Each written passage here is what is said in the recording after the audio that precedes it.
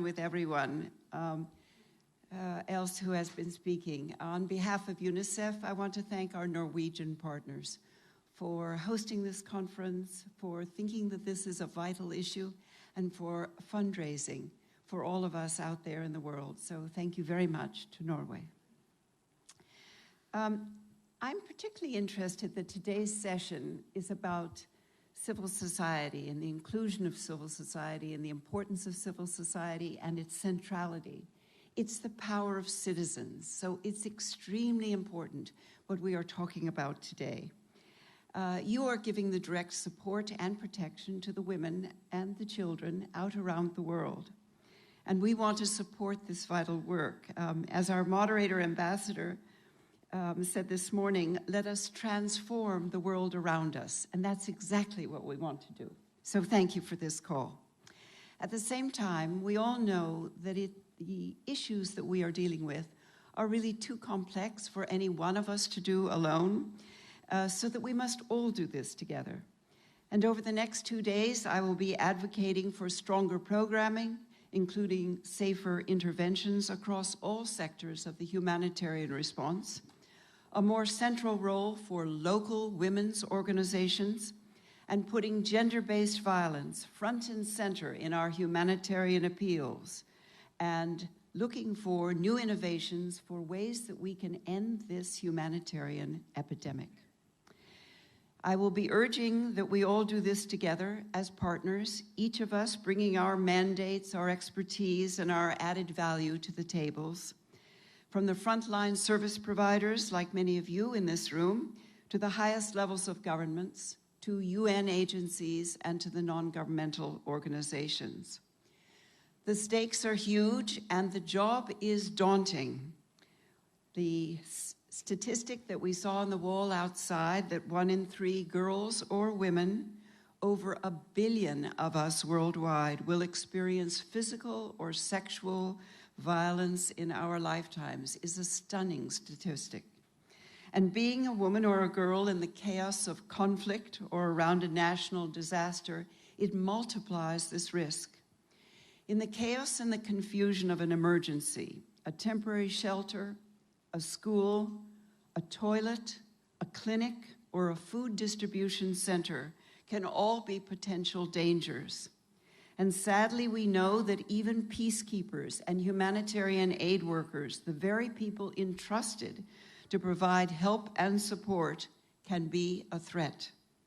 Sexual abuse and exploitation, early marriage and pregnancy, physical violence, intimidation, and harassment. For millions of girls trapped in humanitarian emergencies, these are not distant nightmares, and they are daily realities. Realities that put them in double disadvantage with the uncertainty of any emergency. So as State Secretary Hagen mentioned, in my visits, I've also met with women and girls, and I've heard their stories. I've seen the impact of gender-based violence on their lives, their families, and their communities. And I've also seen their strength. I've witnessed their determination to move past the violence that's been inflicted on them. And I've seen their inspiring commitment to overcome the past and to build the future that they want and deserve. To go to school, to find a job, and to support other women and girls who've endured the same hardships. Though they have experienced terrible injustices, what they've endured does not define them. Their determination does. And as women and girls travel this path, UNICEF walks with them. With our partners and generous donors, we're supporting survivors and women and girls at risk through our programming, like psychosocial support, case management, and clinical management in cases of rape, like establishing safe spaces for women and girls, like taking concrete measures to make our water and sanitation programs safer, including building separate, well-lit toilets in communities and schools, like innovative technologies, including the Primero system that helps women and girls in hard-to-reach locations gain access to GBV case management services and helps us both collect and analyze data on the issue. And through cooperative community efforts to engage harmful social norms that underpin various forms of GBV, such as sexual violence, exploitation, and child marriage. But we cannot do it without you or civil society partners who are there before, during, and after these emergencies and on the front line of work. Groups like Active Youth Association in South Sudan, which is shaping programming around the specific needs of women and girls to help reduce GBV. Like the Somali Women's Development Center, which operates support centers and hotlines for survivors of gender-based violence in Mogadishu.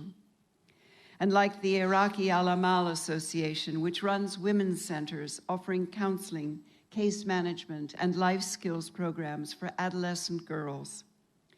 So often, groups like these are the first responders in times of crises, and those that kept the services running long after the international agencies left.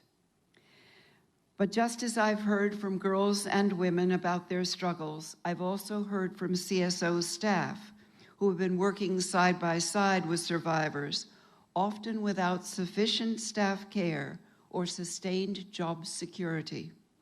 These stresses worsen the daily anxiety of living in a crisis-affected community.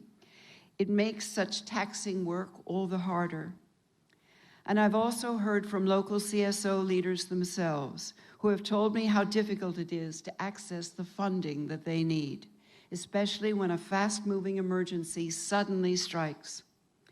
And this is unacceptable. These groups risk their own safety and often their own lives in delivering help and hope for women and girls in emergencies.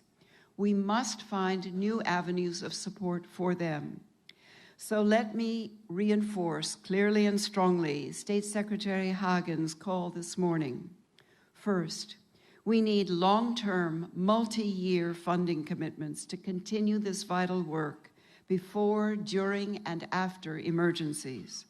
At this conference, UNICEF is calling on governments and donors to invest in this issue and give civil society groups long-term, sustainable, and accessible funding that they need. We must never allow bureaucracy to get in the way of serving and supporting women and girls quickly and effectively. And second, as part of this, we need better tracking of funds and resources to women's civil society groups addressing GBV in emergencies. As a concrete step, UNICEF is committed to strengthening our own systems at country level to better work on the support that we provide to local women's groups. We want to keep it simple by focusing our tracking efforts on the country level, in the humanitarian response plans, and in our country offices. We're calling on our partners across the humanitarian family to do the same, and we look forward to further discussions on a way forward. Throughout our discussions, let's remember why we are here, to support the survivors of gender-based violence, and to ensure that, even in humanitarian emergencies, women and children are protected. The people in this room, we are all a part of this ecosystem of support. So let us take this opportunity to learn from one another. Let us hold ourselves accountable to these women, girls, and communities in crisis. And every step of the way, let's match the determination and bravery of the survivors and first-line responders alike, and let us make it our own. Thank you.